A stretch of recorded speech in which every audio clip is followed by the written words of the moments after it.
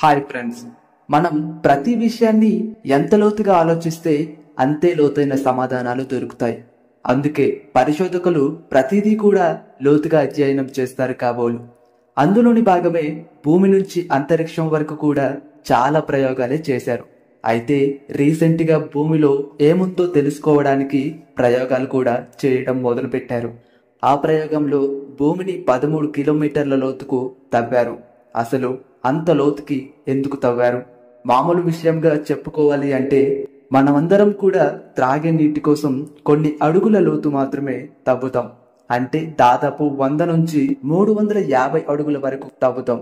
కొన్ని చోట్ల నీటి శాతం తక్కువగా ఉన్న ప్రాంతాల్లో కనీసం 5 నుంచి 600 అడుగుల వరకు కూడా తవ్వి చూస్తాం. అయితే అలా అడుగులతో కొలిచే రంధ్రంతో పోలిస్తే కొన్ని కిలోమీటర్ల రంధ్రం అంటే ఎంత పెద్దగా ఉంటుందో ఊహించుకోండి. ఇందులోని సందేహం ఏమిటంటే పరిశోధకులు ఇంత పెద్ద రంధ్రాన్ని ఎందుకు తవ్విస్తున్నారు? దీనివల్ల ప్రయోజనం ఏమిటి? చూస్తూ ఉంటే భవిష్యత్తులో ఎలాంటి సంఘటనలు ఎదురవ్వబోతున్నాయి? స్పష్టంగా చెప్పుకుంటే ఈ రంధ్రం ఎందుకోసం అంటే భూమి లోపల ఏం ఉంది అని తెలుసుకోవడమే ముఖ్య ఉద్దేశం. అయితే ఇందులో కొందరు అభిప్రాయపడుతున్న విషయం ఏంటంటే నిజంగా భూమి లోపల నరకలోకం ఉందా? అందులో దెయ్యాలున్నాయా? అవి చేసిన శబ్దాలు కూడా రికార్డ్ అయ్యాయా? అవి విని చేస్తున్న ప్రయోగం మధ్యలోనే ఆపేశారా?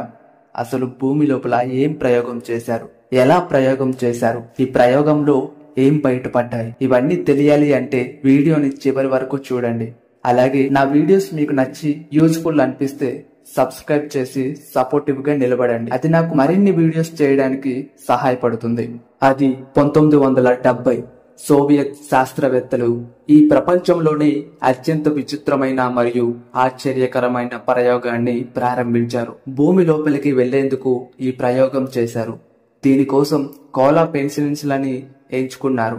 అయితే ఈ ప్రయోగం పైన శాస్త్రవేత్తలు చాలా నమ్మకాన్ని పెట్టుకున్నారు. అది ఎంతలా అంటే ఈ ప్రాజెక్ట్ అన్ని రికార్డులను కూడా బ్రేక్ చేసి భూమి మధ్యలోకి వెళ్ళగలదని నమ్మారు. అనుకున్నట్టుగానే అది రికార్డ్స్ ని బ్రేక్ చేసింది. ఇప్పటికీ ఆ రికార్డ్ అలానే ఉంది కూడా.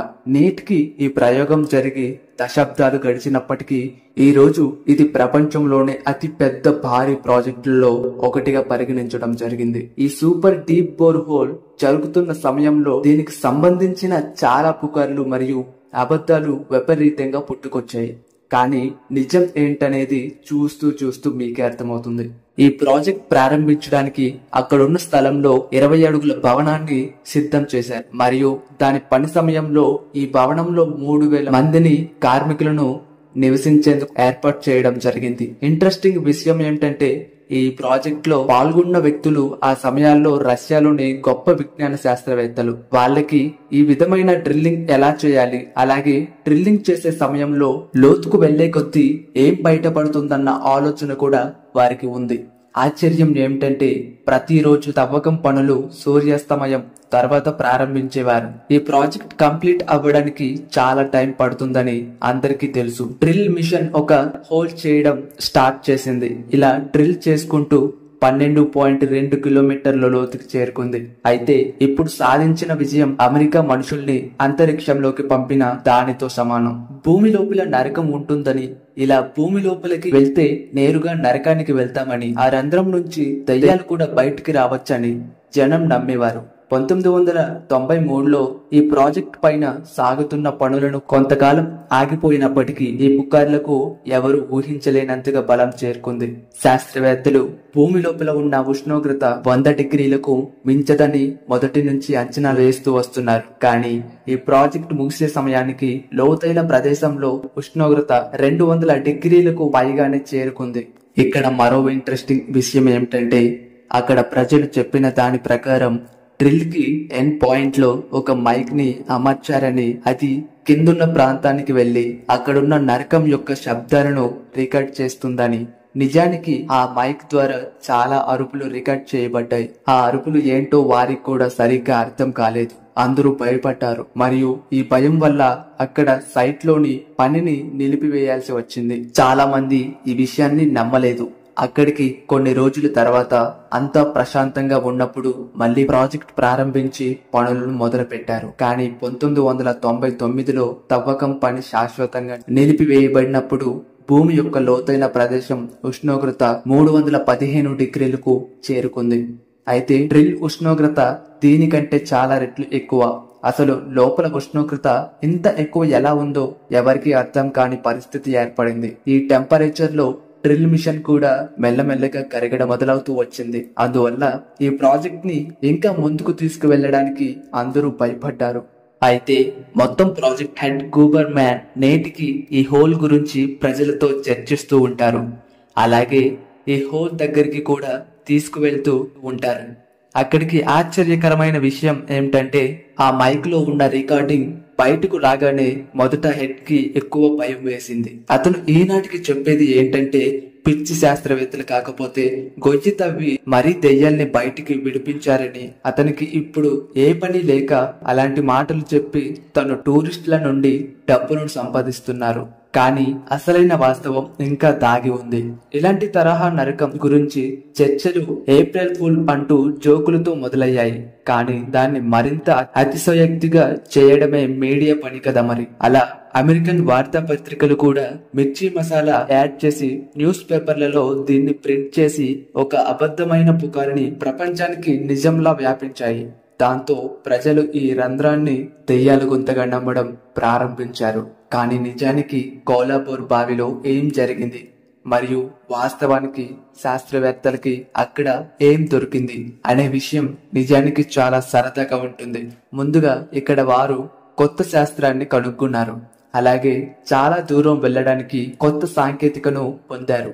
ఇలా హై టెంపరేచర్ల వద్ద కూడా పటిష్టంగా ఉండే వివిధ రకాల శిలలు కూడా కనుగొనబడ్డాయి. 1979 వరకు అమెరికా పేరిట ఉన్న పాత రికార్డును ఈ ప్రాజెక్ట్ బద్దలు కొట్టింది. 1983లో ఇది 76 మైళ్ళు అంటే 12 కిలోమీటర్ల కంటే ఎక్కువ లోతుకెళ్లింది. ఇంకా అందుకు సెలబ్రేట్ చేసుకునే సమయం వచ్చింది. మాస్కో ప్రాజెక్ట్ విజయవంతమైందని ప్రకటించింది మరియు ఫలితాలను చూడటానికి ప్రపంచ నలుమూలల నుండి శాస్త్రవేత్తల్ని ఆహ్వానించింది. శాస్త్రవేత్తలందరూ అక్కడ లభించిన రాళ్లను అధ్యయనం చేశారు మరియు అలాంటి రాళ్లని ముందెన్నడూ చూడలేదని చెప్పారు. ప్రపంచం మొత్తం ఇది తెలుసుకోవాలని ఇలాంటి పని చేయడంలో ఈ ప్రాజెక్టు మొత్తం సంవత్సరం పాటు ఆగిపోయింది. అయితే ఇక్కడే పొరపాట్లు మొదలయ్యాయి. 1984లో మళ్ళీ డ్రిల్లింగ్ ప్రారంభించారు. యాక్చువల్ గా ఒక 7 కిలోమీటర్ల ట్యూబ్ ఆ డ్రిల్లింగ్ కి సపోర్ట్ గా ఉంచారు. ఎందుకంటే డ్రిల్ ఆగిన దానికి లూబ్రికేషన్ ప్రాబ్లం రాకుండా ఉండడం కోసం. దురదృష్టవశాత్తు 1 సంవత్సరం వ్యవధిలో ఈ ట్యూబ్ లోపల మెలితిరిగిపోయింది. 5 ఏళ్లు కష్టం అంతా ఒక్క క్షణంలోనే పోయింది. శాస్త్రవేత్తలు ఈ గొయ్యికి సమానంగా మరొక గొయ్యి తవ్వడం ప్రారంభించారు మరియు మళ్ళీ చాలా సంవత్సరాలు పట్టింది. 1989లో మళ్ళీ 12 కిలోమీటర్లు మార్క్ ని దాటారు. దాని లోతైన పాయింట్ వద్ద ఈ హోల్ 762 మైల్స్ అనగా 12.2 కిలోమీటర్ల లోతును కలిగి ఉంటుంది. ఇప్పుడు మళ్ళీ అధ్యయనం ప్రారంభించి ఈసారి ఇది టైం మిషన్ లా మారింది. ఎందుకంటే ఇంత లోతుకు వెళ్లి పూర్వం భూమి యొక్క స్థితిని ఎలా ఉంటుందో చెప్తుంది. కొన్ని బిలియన్ల సంవత్సరాల క్రితం మన భూమి ఏర్పడినప్పుడు ఈ భూమి ఎలా ఉండేది మరియు దానిపైన జీవం ఎలా వచ్చింది. కోలా ప్రాజెక్ట్ డేటా బయటకు వచ్చినప్పుడు అప్పటి వరకు మనం చదువుకున్న జియాలజీకి ప్రశ్న వేసింది. మన అందరికీ తెలిసిందే మన భూమి అనేది అనేక పొరలతో నిర్మితమైందని. అలాంటి ఒక పొర నీరు అని. కానీ అంత లోతుకు వెళ్ళిన తరువాత గ్రానైట్ మరియు బాస్టాల్ తో పాటు అనేక నీటి పొరల్ని కనుక్కున్నారు. ఈ నీరు ఎక్కడి నుంచి వస్తుంది అని ఎవరికి అర్థం కాలేదు. కాబట్టి పరిశోధనలో ఈ నీరు డీప్ క్రాఫ్ట్ మినరల్ నుంచి వస్తుంది అని, ఇది గత కోట్ల సంవత్సరాలుగా ఇక్కడే ఉంది అని, కానీ దానిపైన ఒక దట్టమైన రాయి కారణంగా అది చాలా మందంగా మరియు బలంగా ఉందని చెప్పారు. దాన్ని మనం ఎప్పటికీ బయటికి తీయలేం. ఆ శిలల యొక్క వయస్సును తెలుసుకునే ప్రయత్నం చేయగా ఈ శిలలు కనీసం 2 బిలియన్ల సంవత్సరాల నాటివని తేలింది. ఆశ్చర్యమైన విషయం ఏంటంటే ఈ రాళ్లపై ప్లాటిన్ అవశేషాలు కూడా కనుగొనబడ్డాయి. ఇవి ఒకప్పుడు ఈ రాళ్లపైనే నివసించేవి. దీంతో 2 బిలియన్ల సంవత్సరాల క్రితం భూమిపై జీవం ఉండేదని నిర్ధారించబడింది.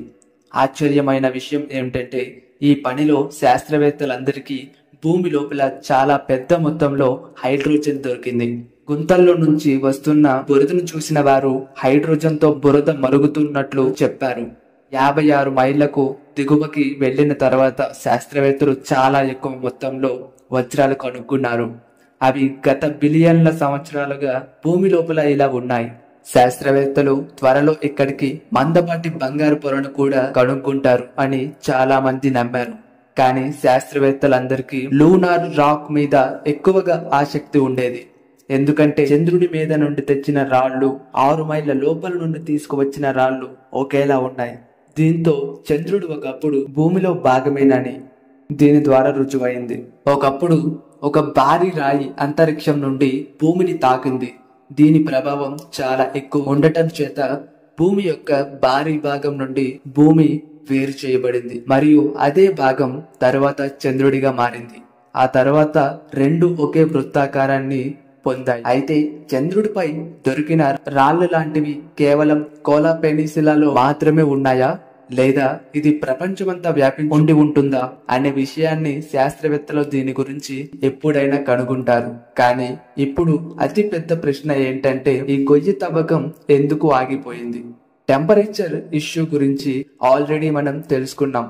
కానీ వాళ్ళు మరేదైనా హోల్డ్ చేయడానికి ప్రయత్నించారా అంటే దానికి సమాధానం నో. ఈ ప్రాజెక్ట్ ని మూసివేయడానికి కారణం శాస్త్రవేత్తలు వారి అన్ని ప్రశ్నలకి సమాధానం పొందారు కాబట్టి. ఏదేమైనప్పటికీ రష్యా ప్రతి విషయంలోనూ అమెరికా కంటే ఒక అడుగు ముందు ఉండాలని చూసేది. అలాగే అందులో అది సక్సెస్ఫుల్ అయ్యింది కూడా. సో శాస్త్రవేత్తలకి ఏ రాతి నమూనాలు కొత్తగా అవసరం లేదు. ఎందుకంటే వారు సేకరించిన ప్రతి నమూనా సురక్షితంగా నిల్వ చేయబడింది. కోలా ప్రాజెక్టు వల్ల మనకి చాలా సమాచారం దొరుకుతుందనే చెప్పాలి. అందులో మన శాస్త్రవేత్తలు ఇంతకు ముందు ఎప్పుడు తెలుసుకోని విషయాలు కూడా ఉన్నాయి. ఇందులో మన భూమి ముందు ఎలా ఉండేదో కూడా తెలిసొచ్చింది కదా ఫ్రెండ్స్. ఈ వీడియోపై మీ అభిప్రాయాన్ని కామెంట్ చేయండి. మరో వీడియోతో మళ్ళీ కలుద్దాం. బాయ్.